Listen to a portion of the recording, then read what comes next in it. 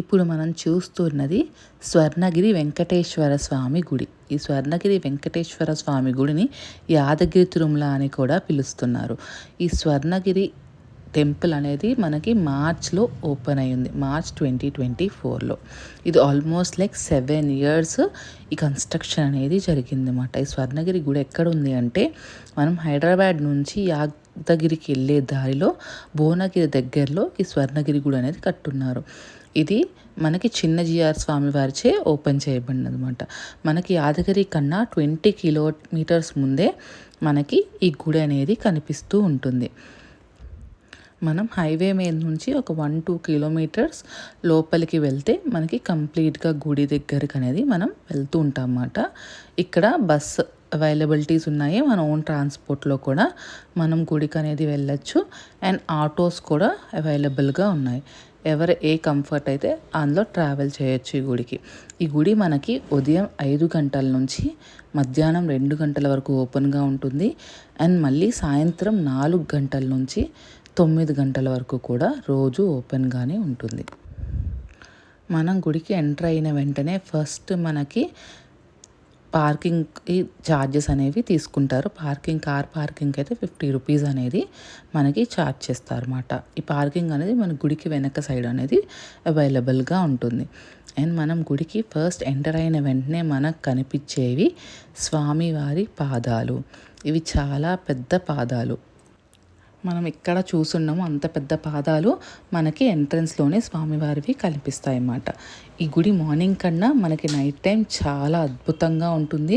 ఎందుకంటే ఫుల్ లైట్స్లో మనకి గుడి అనేది మల్టిపుల్ లైట్స్ చాలా అద్భుతంగా మనకి కనిపిస్తూ ఉంటుంది. ఇప్పుడు మనం చూస్తున్నది గుడి అవుట్ సైడ్ అన్నమాట.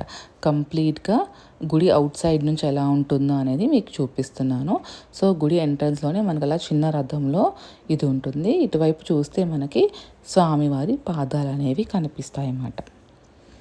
సో మీరు కూడా చూసేయండి. వీకెండ్స్లో కన్నా వీక్ డేస్లో మనకి క్రౌడ్ అనేది కొంచెం తక్కువగా ఉంటుంది. ఆల్మోస్ట్ 10,000 to 20,000 మెంబర్స్ ఉంటారు. వీకెండ్స్లో అయితే లక్షల్లోనే ఉంటారు. ఈవినింగ్ 6 అయ్యేసరికి లైట్స్ అనేవి కంప్లీట్గా వేస్తూ ఉంటారన్నమాట. చూడటానికి 2 కళ్ళు సరిపోవు, అంత అద్భుతంగా ఉంటుంది. సో ఆ లైట్స్ వేస్తున్నప్పుడు ఎలా ఉందో మీరు కూడా చూసేసేయండి. సో ఇది కంప్లీట్గా out side view of the temple. So temple బయట నుంచి మనకి ఎంట్రన్స్లో ఇలా ఉంటుంది. మనకి స్టెప్స్ వేసి ఉంటుంది, స్లాంట్ వే కూడా ఉంటుంది.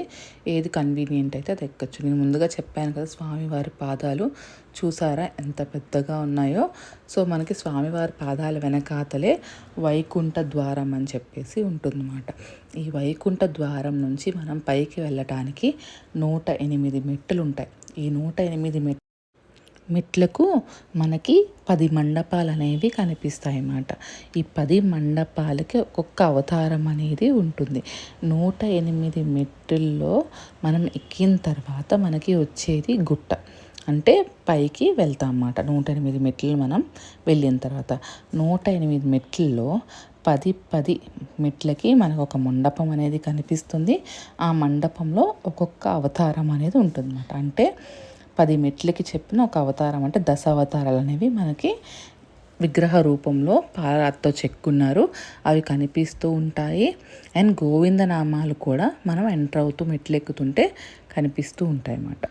మనం ఆ మెట్లు ఎక్కే ద్వారాన్ని వైకుంఠ ద్వారం అని కూడా పిలుస్తూ ఉంటారు. మన నామాలు చదువుకుంటూ ఆ 108 మెట్లు అనేది మనం ఈజీగానే ఎక్కేయచ్చు. సో పెద్దగా ఎత్తుగా కూడా ఏమీ లేవు. ఏ ఏజ్లో వాళ్ళైనా కూడా సులభంగా ఆ మెట్లు అనేవి ఎక్కేయగలుగుతారు.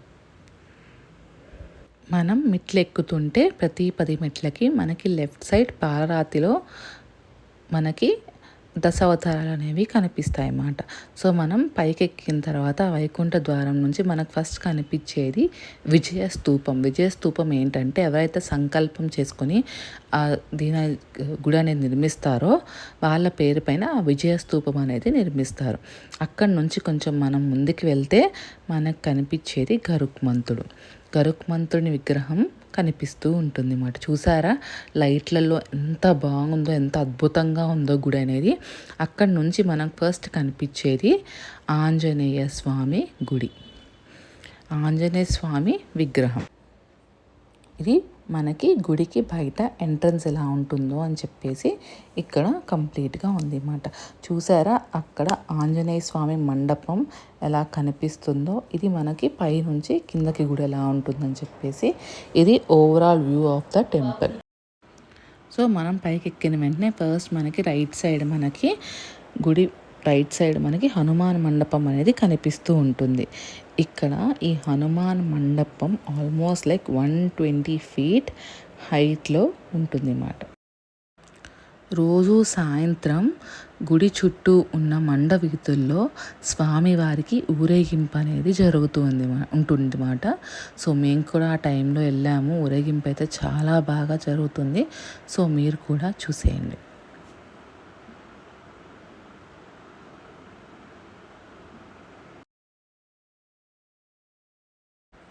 చూసారా స్వామివారి విగ్రహం ఎంత బాగుందో, ఎంత కళగా ఉందో. సో మీరు కూడా స్వామివారి ఆశీస్సులు తీసుకోండి. అండ్ అక్కడి నుంచి కొంచెం మనం ముందుకు వస్తే మనం ఈ హనుమాన్ విగ్రహం అనేది మనకి కనిపిస్తూ ఉంటుంది అన్నమాట. మేము వెళ్ళిన రోజు కృష్ణాష్టమి. ఆ రోజు చాలా సాంస్కృతిక కార్యక్రమాలు జరిగాయి అన్నమాట. సో మీరు చూస్తుంటే అక్కడ పిల్లలందరూ భరతనాట్యం డ్రెస్లో ఉన్నారు కదా, వాళ్ళకి ఇండియన్ బుక్ ఆఫ్ రికార్డ్స్ అని కూడా వాళ్ళకి అక్కడ అవార్డ్స్ అనేవి ఇచ్చున్నారన్నమాట. ఇది మనం బయటికి వచ్చే దారి గుడి లోపల నుంచి. దానికి ఆపోజిట్లోనే మనకి ఆంజనేయ స్వామి చూసారు కదా, అక్కడ నుంచి మనం దేవుడు అనేది మనకి కనిపిస్తూ ఉంటారు అన్నమాట. నేను జూమ్ చేసి మీకు చూపిద్దామని చెప్పేసి వెళ్ళాను. సో ఇప్పుడు నేను చూపిస్తున్నదంతా గుడి చుట్టూరా ఉన్న మండ వీధులు. ఈ మండ వీధుల్లోనే రోజు స్వామివారికి ఊరేగింపు జరుగుతూ ఉంటుంది. చాలా అంగరంగ వైభవంగా జరుగుతూ ఉంటుంది. చూసారా ఇక్కడ పిల్లలందరూ కంప్లీట్ అయిన తర్వాత కాంపిటీషన్, ఆ సాంస్కృతిక కార్యక్రమాలంతా కంప్లీట్ అయిపోయిన తర్వాత ఇచ్చేసారు. ఇక్కడ మనం చూస్తున్నది అద్దాల గోపురం. అది ఇంకా ఓపెన్ అయితే కాలేదు. అలా మనం గుడి చుట్టూ వెళ్ళి ఇవన్నీ చూడొచ్చు అన్నమాట.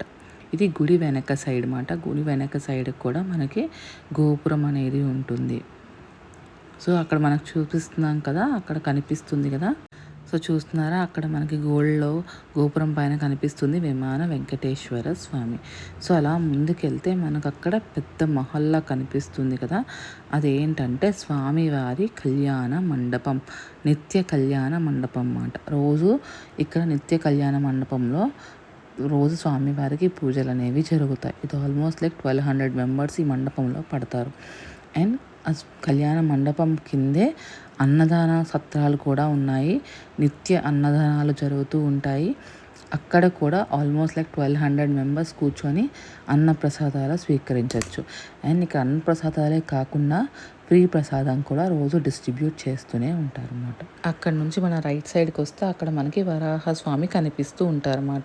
ఆ వరాహస్వామి ఎవరంటే తిరుమలలో స్వామివారికి కొండపైన గుడి కట్టుకోవడానికి ప్లేస్ ఇచ్చిన వ్యక్తి, అతని పేరు వరాహ స్వామి.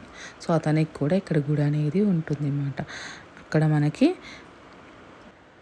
అక్కడ నుంచి కొంచెం మనం ముందుకు వెళ్తే లక్ష్మీ నరసింహస్వామి కూడా మనకి కనిపిస్తారు. అండ్ ఇక్కడ పెద్ద ఏనుగు పిల్ల కూడా ఉంటుంది.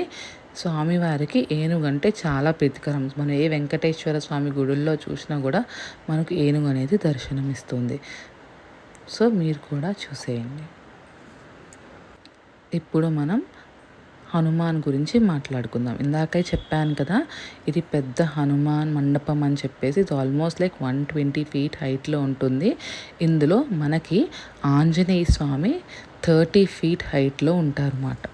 ఇక్కడ విగ్రహాలన్నీ కంప్లీట్గా నల్ల రాతితో చేశారు. ఎందుకంటే స్ట్రాంగ్గా ఉంటాయని చెప్పేసి ఇవన్నీ కూడా మనకి తిరుమల నుంచి తీసుకొచ్చున్నారన్నమాట. ఈ భంగిమ అంటే ఇప్పుడు మనకి ఆంజనేయ స్వామి ఉన్న భంగిమ ప్రపంచంలో ఎక్కడా ఉండదు, అలా ఉంటుంది ఇక్కడ భంగిమ. అండ్ ఇప్పుడు మనం చూస్తున్న జయగంట మండపం. జయగంట మండపం ఏంటి అంటే ఈ గంట ఆల్మోస్ట్ లైక్ మనకి 1.7 tons బరువులో ఉంటుంది అన్నమాట.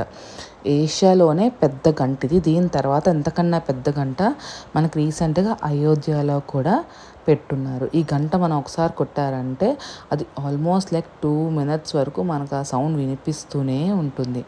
అండ్ మనం చూసినట్టయితే హనుమాన్ కింద ఉన్న రథాన్ని హంపీలో రథం అన్నమాట. హంపీలో ఉన్న రథాన్ని డిజైన్ బేస్ చేసుకొని ఇక్కడ కార్వింగ్స్ చేశారన్నమాట.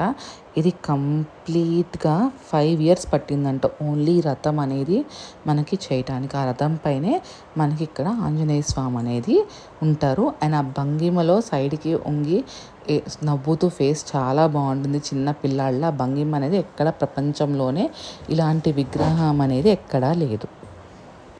ఇప్పుడు మనం ఈ గుడిలో ప్రత్యేకమైన ప్లేస్ దగ్గరికి వెళ్దాం. అదేంటి అంటే కోనేరు. ఇక్కడ కోనేరులో నాలుగు మండపాలు అనేవి కనిపిస్తూ ఉంటాయన్నమాట. ఈ 4 మండపాలు 4 వేదాలు.